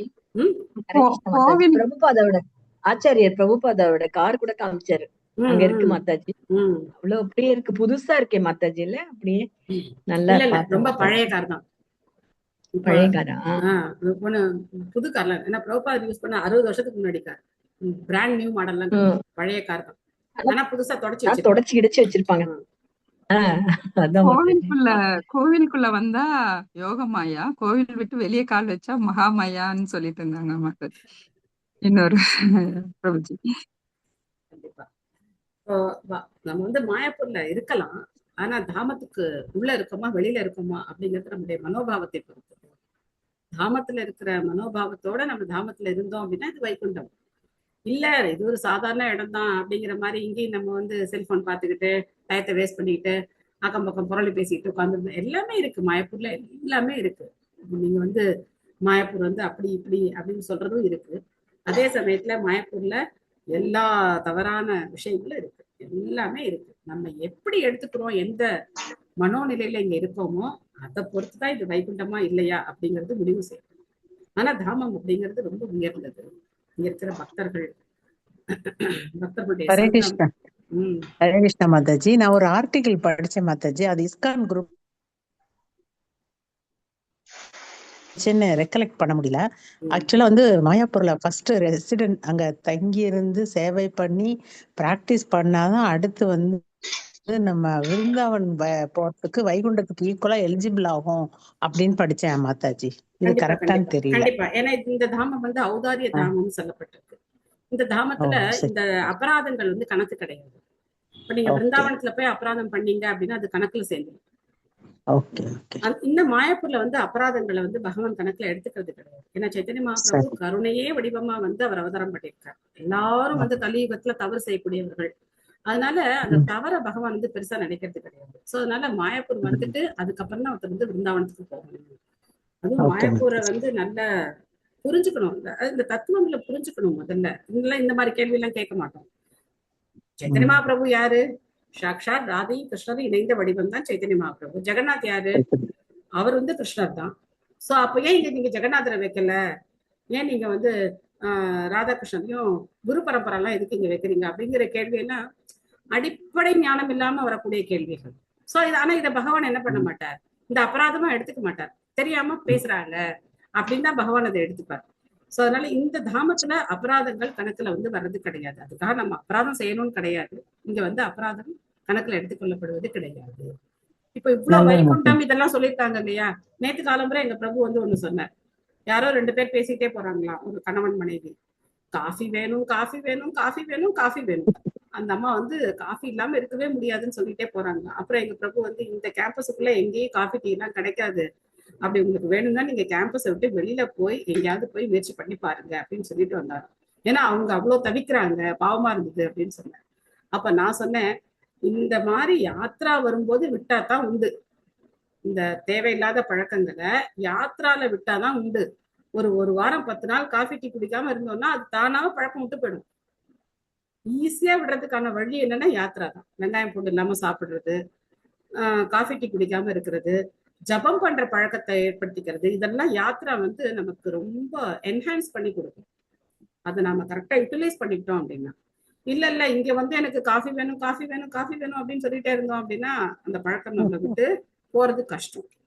சோ வைகுண்டம் தான், வைகுண்டத்துக்குள்ள இருக்கிறதுக்கான மனநிலை நமக்கு இருக்கணும் இல்லையா? இது வைகுண்டம் தான். ஆனா இந்த வைகுண்டத்துல எப்படி இருக்கணுமோ அந்த மனநிலை இருந்தா தான் நம்ம வைகுண்டத்துல இருக்கணும்னு அர்த்தம். இல்லைன்னா இது வைகுண்டமா இருந்தும் பிரயோஜனம் இல்லை. சோ ஒரு நல்ல உணர்ச்சி இன்ஃபர்மேஷன், ஒரு உணர்ச்சி நல்ல information. Thank you very much Mataji. Hare Krishna. Hare Krishna. உணர்ச்சி வசப்படுறது வேற, பிராக்டிக்கலா நம்ம வந்து ரியலைஸ் பண்ணி அதை வந்து நம்ம லைஃப்ல அப்ளை பண்றதுங்கிறது இன்னொரு பார்ட். நீங்க சொல்றது ரொம்ப கரெக்ட். நான் காத்தால எழுந்திருந்து பல் தேய்ச்சா ஃபர்ஸ்ட் காஃபி தான் குடிப்பேன். காஃபி குடிப்பேன், ஒரு 5 மணி ஆயாச்சுன்னா டீ குடிப்பேன். அந்த மாதிரி பழக்கம் எனக்கு இத்தனை வயசு வரைக்கும். இப்ப வந்து இந்த இஸ்கான் இதுல அவர் பாலபத்திர பிரபுஜி சொல்றாரு இல்லையா, அதை கேட்டுட்டு அந்த ஃபர்ஸ்ட் நான் என்ட்ரு ஆனப்பவே காஃபி டீ எல்லாம் குடிக்க கூடாதுன்னு சொன்னாரா. முதல்ல எனக்கு ஒன்றும் தோணலை, சரி அவர் பொதுவா சொல்றாருன்னு நினைச்சிட்டேன். அப்புறம் நான் 2-3 தடவை திருப்பி கேட்டுட்டே இருந்தேன் பாகவதம். அப்ப கேட்கறச்ச எனக்கு தோணிது, ஆஹா இப்படி சொல்றாளே, அதை விட்டுதான் பாக்குறது, அப்படி என்ன ஒரு பழக்கம் அப்படின்னு ஒரு நாள் நினைச்சுட்டே எனக்கு காஃபி வேண்டாம் டீ வேண்டான்னு. இந்த வரைக்கும் காஃபி டீ குடிக்கிறது இல்ல. ஜெய் கிட்டத்தட்ட ஜெய் இப்ப ஜெய் 1 ஜெய் வருஷம் ஆயிடுது. ஜெய் ஜெய் ஜெய் ஜெய் பாத்தியாத்திய டிட்டர்மினேஷன் பார்த்து நம்ம கத்துக்கணும். இந்த வயசுல எத்தனை டிட்டர்மினேஷனோட ஒரு பழக்கத்தை வந்து அவங்களால விட அத முடிஞ்சிருக்கு வந்து அப்படின்னா விட்டுட்டேன் நான். பகவானுடைய கருணை தான். எங்க பொண்ணு கூட ரொம்ப ஆச்சரியமா கேட்டா, என்னம்மா நீ காப்பி இல்லாம இருக்க மாட்டியே, காப்பி பிரியாச்சே. இல்ல வேண்டாம், அது என்ன அப்படி என்ன ஒரு இது வேணும்னு என்ன வேண்டாம் எனக்கு அப்படின்னு.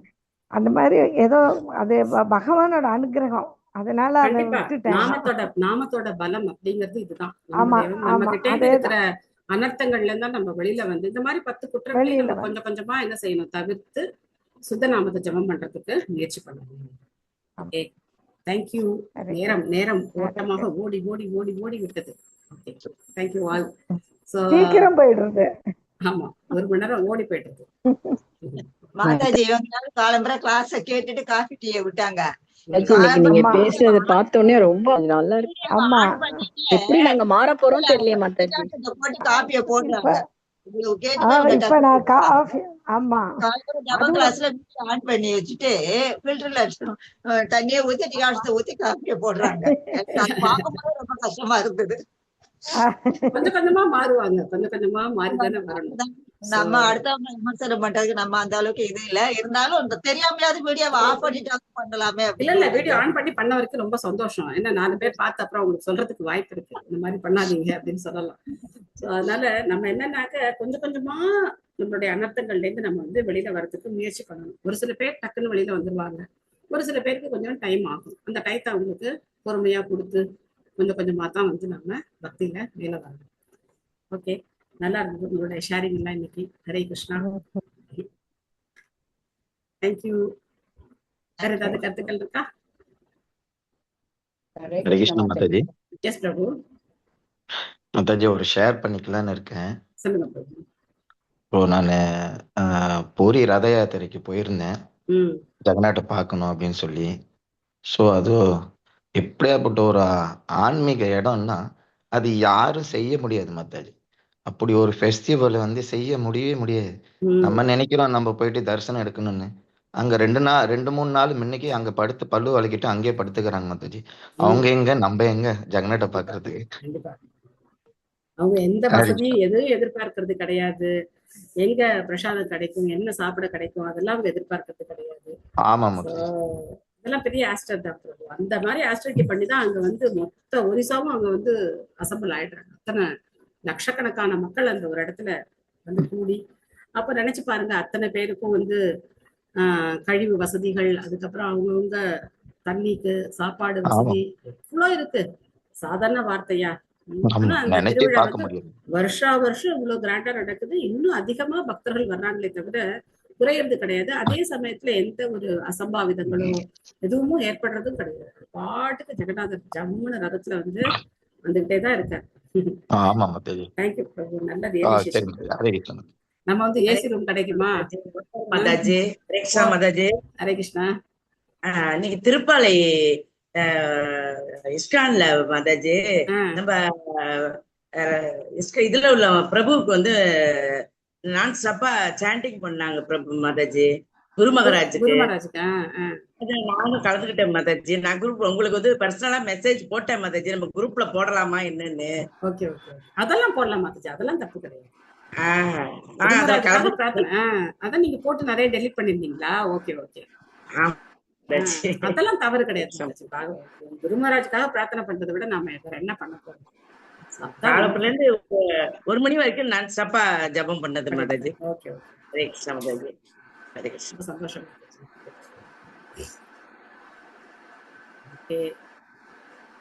மஞ்சா கல்பத்தருபேஷ்ச கிருபா சிந்துப்ய ஏவ ச பதிதானாம் பாவனேப்யோ வைஷ்ணவேப்யோ அனந்தபுண்ணிய வைஷ்ணவ கீ ஜெய். ஸோ நாளைக்கு பாணிஹாட்டிங்கிறது ஸ்பிரிச்சுவல் பிக்னிக் மாதிரி. ஸோ பக்கத்துல இருக்கு இஸ்கான் கோவிலுக்கு போங்க. இதை விட ஆனந்தமான ஒரு ஃபெஸ்டிவல் கிடையாது. எல்லா ஃபெஸ்டிவலும் அப்படிதான், ஆனா இந்த ஃபெஸ்டிவல் வந்து அப்படி வரும்போது ஒவ்வொரு ஃபெஸ்டிவல் நம்ம அப்படிதான் சொல்லிக்கணும், இதுதான் ரொம்ப ஆனந்தமான திருவிழா. ஸோ அதனால இது வந்து ஸ்பிரிச்சுவல் பிக்னிக். இது மற்ற பிக்னிக்லாம் போறதை விட பாணிஹாட்டி பிக்னிக் போய் பகவான் சைத்தன்ய நித்யானந்தருடைய கருணையை எல்லாரும் அடையணும். அப்படி போக முடியாதவங்க நாளைக்கு என்ன செய்யுங்க அப்படின்னாக்க, பழங்கள் எல்லாம் இப்போ சீசனா இருக்கக்கூடிய பழங்கள், மாம்பழம், வாழைப்பழம், பலாப்பழம், இதெல்லாம் போட்டு கொஞ்சம் தேன் கொஞ்சம் விட்டு அதுல வந்து பால் கொஞ்சம் அவல் போட்டு அந்த இதை வந்து பகவானுக்கு நிவேதனம் பண்றது. எல்லாமே அவல்ல பண்றது. பால் அவல், தயிர் அவல், பழ அவல், இந்த மாதிரி அவல்ல என்னென்ன பண்ண முடியுமோ அதெல்லாம் பண்ணி பகவானுக்கு நிவேதனம் பண்ணி உங்க பக்கத்துல இருக்கிறவங்களுக்கு எல்லாம் டிஸ்ட்ரிபியூட் பண்ணி நீங்களும் அந்த பிரசாதத்தை ஏத்துக்கோங்க. ஃபாஸ்டிங் எல்லாம் இல்லாத ஒரு ஃபீஸ்டிங் ஃபெஸ்டிவல். நாளைக்கு பொதுவா ஃபெஸ்டிவல் அப்படின்னாலே ஃபாஸ்டிங் இருக்கணும். ஏதாவது ஒரு அவதார தினம், பகவானுடைய அவதார தினம், அப்பெல்லாம் வந்து நம்ம ஃபாஸ்டிங் இருப்போம். இது வந்து முழுக்க முழுக்க ஃபீஸ்டிங் ஃபெஸ்டிவல். ஸோ அதனால நாளைக்கு வந்து பாணிஹாட்டி, எல்லாருக்கும் பாணிஹாட்டி நல்வாழ்த்துக்கள். நாளைக்கு வந்து பாணிஹாட்டினா என்ன, நாளைக்கு நீங்க காலமுறை கேட்டுருவீங்க, இருந்தாலும் முடிஞ்சா நம்ம வந்து எனக்கு தெரிஞ்சதை நான் வந்து உங்களோட ஷேர் பண்ணிக்கிறேன். Hare Krishna. Thank you all. Thank you, Mataji. Thank you. நன்றி Mataji. Thank you, Mataji. Hare Krishna, Mataji. Hare Krishna, Hare Krishna. Hare Krishna, Mataji. Thank you, Hare Krishna. Hare Krishna. Thank you, Mataji. Thank you, Mataji. Hare Krishna. Hare Krishna. Thank you, Mataji. Hare Krishna, Mataji. Hare Krishna, Mataji. Thank you. Hare Krishna, Hare Krishna. Pranam. Thank you. Hare Pranam. Krishna, Mataji. Hare Krishna, Hare Krishna. நல்லாது Mataji. Thank you, thank you, Hare Krishna. Mataji. Okay, end கொடுத்துறேன். Hare Krishna, Hare Krishna, Krishna Krishna, Hare Hare, Hare Rama, Hare Rama, Hare Rama Krishna. Rama, Thank you, Hare Hare. Mataji. Thank you, all. Hare Krishna.